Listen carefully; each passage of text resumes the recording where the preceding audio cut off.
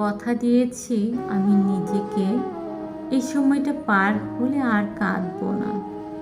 আর নয় মুখ বুজে সহ্য করা, আর নয় বিনা কারণে ছোট হওয়া।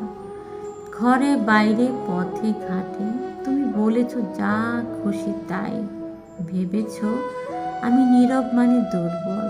আরে না, আমি ছিলাম শুধু ধৈর্যের গভীর সমুদ্র।